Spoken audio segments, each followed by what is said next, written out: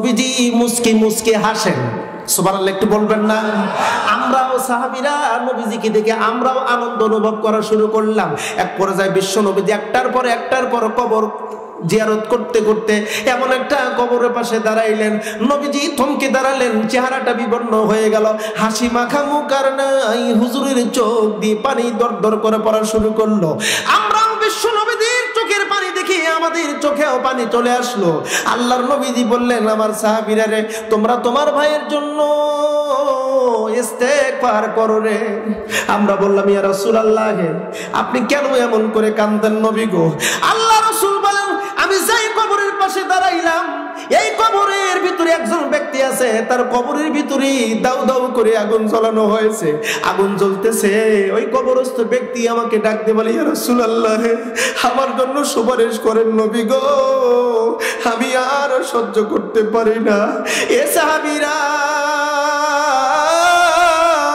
আমি নবী দোয়া করি, আমার আল্লাহ আমার দোয়া কবুল করতেছে না। এ বন্ধু, অথচ আল্লাহ পাক বলেন, নবী আস্তাগফির লাহুমুর রাসূল, আপনি যদি কারোর পক্ষ নিয়ে যদি ইস্তেগফার করেন, আপনার রব আপনার ইস্তেগফার ফেরত দেবেন না।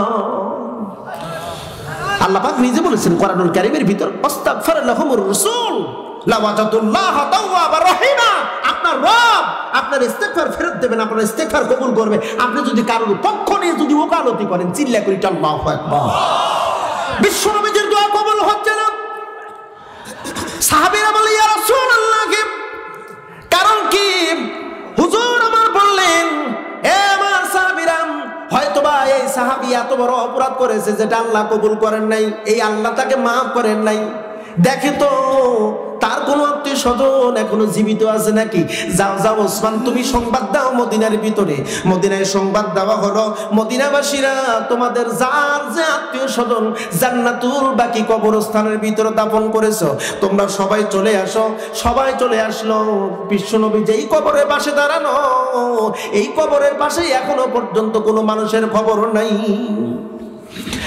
আল্লাহর হাবিব ওমরকে বললেন, ওমর তুমি যাও। ওমর ঘোষণা দেওয়ার পরে আরো কিছু মানুষ আসলো। বিশ্বনবী যেই কবরের পাশে দাঁড়ানো, ওই কবরের পাশে একজন এসে দাঁড়ালো, বৃদ্ধ মহিলা, একদম দুর্বল বৃদ্ধ মহিলা, বয়স বৃদ্ধ মহিলা যখন এসে দাঁড়াইলো, দাঁড়ানোর পরে হুজুর আমার বললেন, ওগো আল্লাহর বান্দি, আমি যে কবরের পাশে দাঁড়াইছি, আপনি যেখানে দাঁড়াইলেন, এখানে একজন ব্যক্তির কবর, আপনার সাথে এই কবরস্থ ব্যক্তির সাথে আপনার কোনো সম্পর্ক আছে নাকি? মহিলাটি ডাক দিয়ে বলেন, নবীজি,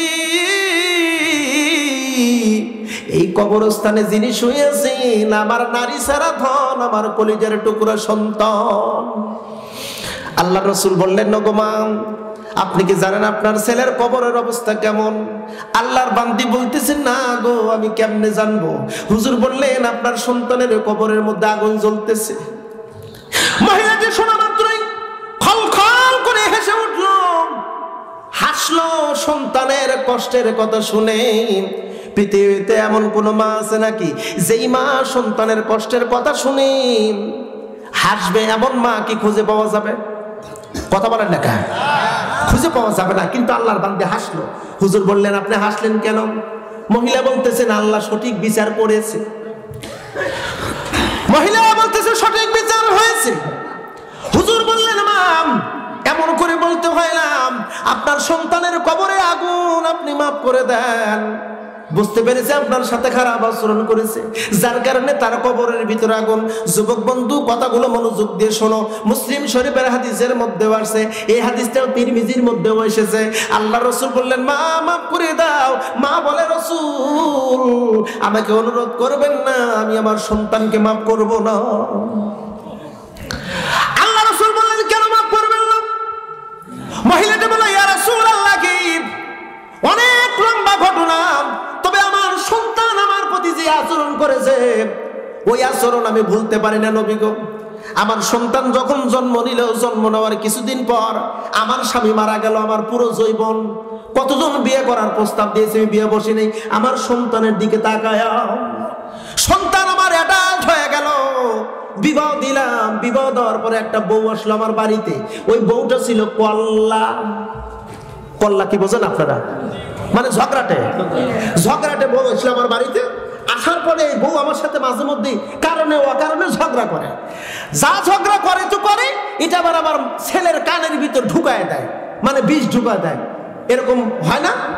কথা বলেন না কেন? হ্যাঁ, যুবক সাবধান, বউয়ের কথা শুনে বাবা মার সাথে খারাপ আচরণ করবে না। আগে বউয়ের কথা শুনবা, মার কথা শুনবা, বাপ মার কথা শুনবা, আসলে বিষয়টা কেমন। ইয়া রাসূলুল্লাহ, কি আমার সন্তানের সাথে আমার এই বেটার বউ বিশাল একটা যুদ্ধ লাগায় দিল। সন্তান মাঝে মধ্যেই বকা দেয়, একদিন আমাকে মারে, তাতেও মন খারাপ করি নাই। 2 দিন মারে, 3 দিন মারে, মাঝে মধ্যে আমাকে মারধর করে, মন খারাপ করি নাই। ও নবীজি, আমার সন্তান লম্বা একটা সফরে যায় ব্যবসার উদ্দেশ্যে, ব্যবসা থেকে ফেরত আসে, এর মাঝখানে আমার ছেলের বউ আমার সাথে তুমুলাকারে ঝগড়া, আমাকে মারধর পর্যন্ত করেছে। আমার ছেলের বউ যেদিন এসেছে, ওই দিন থেকে আমার ছেলে এক লোকমাও খাবার আমাকে দেয় নাই। আমার নিজের যা অর্থ পুঁজি ছিল সেইটি খরচ করে আমি নিজের জীবন নির্বাহ করেছি। ও নবীজি, গভীর রাত আমার সন্তান বাড়িতে আসছে, আমি তখন খুব অসুস্থ, চরম অসুস্থ। আমি আমার ঘরে শুয়ে আছি, রাত্রিতেই আমার সন্তান আসছে, আমি নিজেও তা জানি না। হঠাৎ করে দরজায় আঘাত করতেছে আর বলতেছে, মা দরজা খোল, তুই প্রতিদিন আমার বউয়ের সাথে ঝগড়া করিস, তোকে আজকে বাসায় রাখবো না, মেরে ফেলবো।